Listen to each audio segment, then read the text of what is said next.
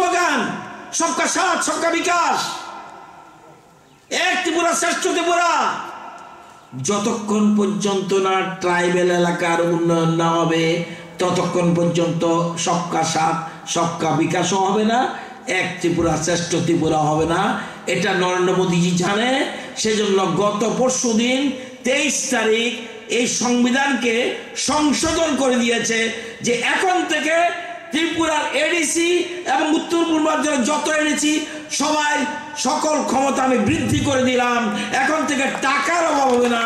অর্থ commission 280 article 280 এটাকে সংশোধন করে দিলাম। টাকা দেবে কে? অর্থ কমিশন। এতদিন এই বইতে ছিল না।